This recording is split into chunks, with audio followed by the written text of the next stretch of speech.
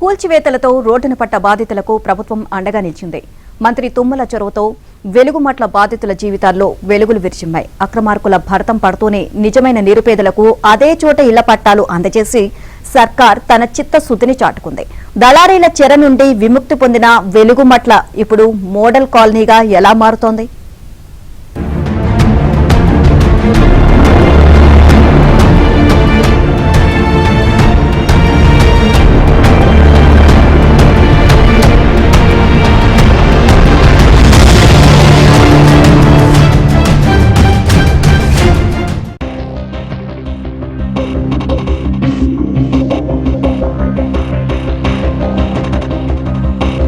గత నెల 24న ఆక్రమణల తొలగింపుతో వెలుగుమట్ల రణరంగమైంది. విపక్షాలు, ప్రజా సంఘాలు ఆందోళనకు దిగాయి. అయితే అప్పటికే దుబాయ్ పర్యటనలో ఉన్న మంత్రి తుమ్మల నాగేశ్వరరావు పరిస్థితిని గమనించి అధికారుల్ని అప్రమత్తం చేశారు. బాధితుల్ని పునరావాస కేంద్రాలకు తరలించి భోజన వసతి కల్పించాలని ఆదేశించారు. ముఖ్యమంత్రి రేవంత్ రెడ్డితో చర్చించి ఎక్కడైతే ఇళ్లు కూల్చారో అక్కడే పట్టాలు ఇవ్వాలని పట్టుబట్టి విజయం సాధించారు. మీ మీద లాఠీ దెబ్బ పడకుండా, ఒక తోపిడీ లేకుండా మీకై మీరే సామాన్లు బయటకు తీసుకెళ్లి, ఎందుకంటే ఆ దగాకోరులు బయట పెట్టాలంటే మిమ్మల్ని కూడా బయటికి పంపించాల్సిన పరిస్థితి ప్రభుత్వానికి దాపురించింది. గత 7 సంవత్సరాలుగా అటువంటి దౌర్జన్యం, అటువంటి భయానక వ్యవహారాన్ని అక్కడ సృష్టించారు. కాబట్టి మీరు కూడా భయపడి కొంతమంది ముందుకు రాలేకపోయారు. అందుకని మిమ్మల్ని రక్షించడం కోసం, ఆ యొక్క దుర్మార్గుల్ని బయటికి పంపించడం కోసం మొత్తాన్ని ఖాళీ చేసి మీ నిరుపేదలైనటువంటి నిరుపేదలకి ఆ భూదాన భూములు దక్కాలనేది రాష్ట్ర ప్రభుత్వం యొక్క ఆలోచన అని చెప్పి మీకు ఈ సందర్భంగా మనం చేస్తున్నాం. మీ పిల్లలకి మంచి భవిష్యత్తు ఇచ్చేటట్టుగా ఒక మోడల్ స్కూల్ కూడా మీ భూదాన భూముల్లోనే నిర్మాణం చేస్తామని చెప్పి కూడా విజ్ఞప్తి చేస్తున్నాం. అంతేకాకుండా దానికి కావాల్సినటువంటి రహదారులు కానీ, విద్యుత్ శక్తి కానీ, మంచినీళ్లు కానీ యుద్ధ ప్రాతిపదిక మీద మీరు రేపు ఉదయం నుంచే ఓపికలందరూ కూడా ఇళ్లు కట్టుకోవడానికి రెవెన్యూ మంత్రి, గౌరవ ముఖ్యమంత్రి గారు ముగ్గురు వచ్చే ముందు చెప్పారు, మీరు ఇల్లు కట్టడానికి ముందే మౌలిక వసతులన్నింటినీ పూర్తి చేపిస్తాం. ఈ రాబోయే వారం రోజుల్లోపే మీ కట్టుబడికి కావాల్సిన నీటికి సంబంధించిన వసతులను ఏర్పాటు చేస్తాం. ఇక్కడే కాదు, ఏదైతే మండలాల్లో కట్టుకుంటున్నారో ప్రతి ఇందిరమ్మ ఇల్లు ఇచ్చే పేదవారికి ఎలా ఇస్తున్నామో వాళ్ళు కూడా యుద్ధ ప్రాతిపదిక మీద కట్టుకోవాలని కూడా మనస్ఫూర్తిగా కోరుకుంటూ ప్రభుత్వం యుద్ధ ప్రాతిపదికన విచారణ చేపట్టింది. డిప్యూటీ సీఎం భట్టి విక్రమార్క, మంత్రులు తుమ్మల, పొంగులేటి శ్రీనివాసరెడ్డి పర్యవేక్షణలో 14 బృందాలు క్షేత్రస్థాయిలో సర్వే నిర్వహించాయి. బాధితుల ఆస్తులు, వారి ఆర్థిక స్థితిగతులు, ఇతర ప్రాంతాల్లో భూములున్నాయా అనే అంశాల్ని క్షుణ్ణంగా పరిశీలించారు. వారం రోజుల్లోనే సర్వే పూర్తి చేసి అర్హులైన నిరుపేదల్ని దళారుల నుంచి వేరు చేసి జాబితా సిద్ధం చేశారు. 311 మంది లబ్ధిదారుల జాబితా, ఇటుపక్క 311 ప్లాట్ నంబర్లు. సో కంప్యూటరే ర్యాండమైజ్ చేసి వారికి పారదర్శకంగా అలర్ట్ చేయడం జరుగుతుంది.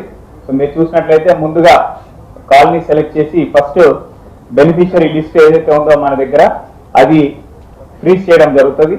ఆ లిస్ట్ జాబితా తీసుకున్న తరువాత వారికి ఏవైతే ప్లాట్స్ ఉన్నాయో ఆ ప్లాట్స్ లో ఫ్రీజ్ చేయడం జరుగుతుంది.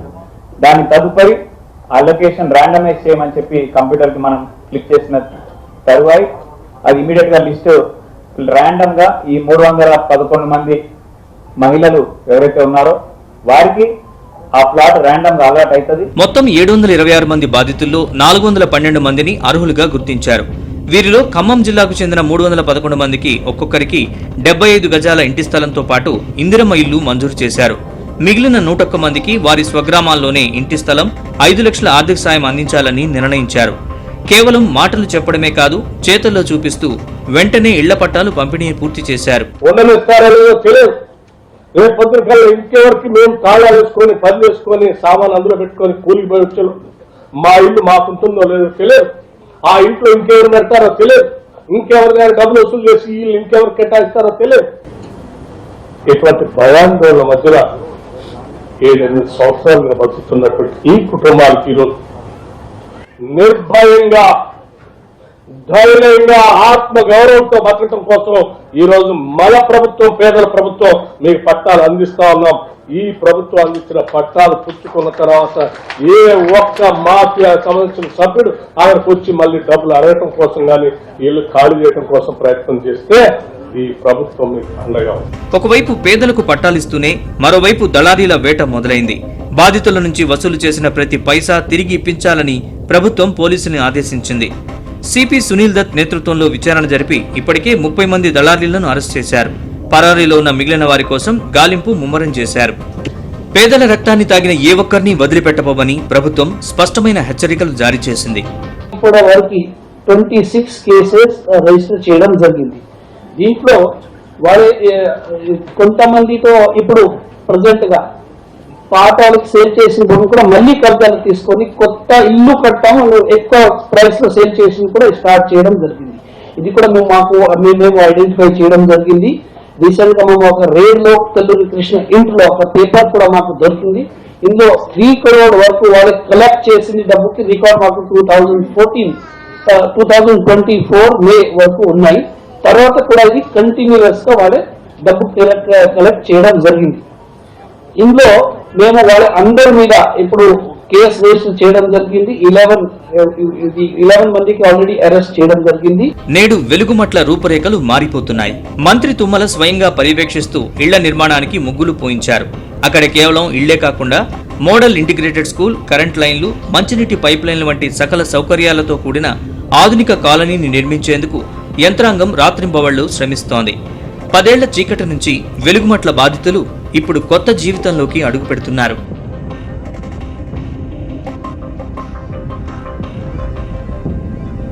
కూల్చివేతల సమయంలో కన్నీరు పెట్టిన బాధితులు నేడు పట్టాలు చేతబూని పండుగ చేసుకుంటున్నారు. తమకు అండగా నిలిచిన సీఎం రేవంత్ రెడ్డికి మంత్రులు బట్టి, తుమ్మల, పొంగులేటికి కృతజ్ఞతలు తెలుపుకుంటున్నారు. నాగేశ్వరరావు గారి నాయకత్వంలో మనం చూస్తే ఇప్పుడు ఎటు చూసినా ఇక్కడ పనే నడుస్తుంది. ఇక్కడ వచ్చిన ప్రజలందరూ కూడా చాలా సంతోషం వ్యక్తపరిచేస్తున్నారు. ఎందుకంటే వాళ్ళ జీవితంలో వాళ్ళు చెప్పేది ఏంటంటే, మా జీవితంలో మేము ఉండలేము అనుకున్నాం, మేము మోసపోయినామని తెలిసిపోయింది. ఈ ప్రభుత్వం మాకు ఏం చేస్తుందో అనేది ఉండేది. కానీ మాకు తుమ్మల నాగేశ్వరరావు గారు మాట ఇచ్చి 3 రోజుల్లోనే ఇక్కడ బోర్లు వేసేశారు, కరెంటు స్తంభాలు వేసేశారు, రోడ్లు వేస్తున్నారు, వాటర్ లైన్ నడుస్తుంది, ఇక్కడే స్కూల్ బిల్డింగ్ కడుతున్నారు, ఇక్కడే పార్కు కడుతున్నారు. సకల సౌకర్యాలతో ఈ పేదవాళ్ళు నివసించే ఈ ప్రాంతాన్ని ఒక గ్రేటెడ్ కమ్యూనిటీ లాగా ఏర్పాటు చేయడానికి తుమ్మల గారు ప్రయత్నం చేస్తున్నారు. ప్రతి ఒక్క పేదవాడు కూడా మీకు రుణపడి ఉంటామని చెప్పి 2 చేతులు ఎత్తి తుమ్మల నాగేశ్వరరావు గారికి, రాష్ట్ర ప్రభుత్వానికి, కాంగ్రెస్ పార్టీకి వాళ్ళు ధన్యవాదాలు తెలియజేసుకుంటారు. దళారీల దోపిడీకి చరమగీతం పాడుతూ పేదవాడి సొంతింటి కలను నిజం చేసిన ఈ ఉదంతం రాష్ట్రంలోనే ఒక మైలురాయిగా నిలిచిపోయింది.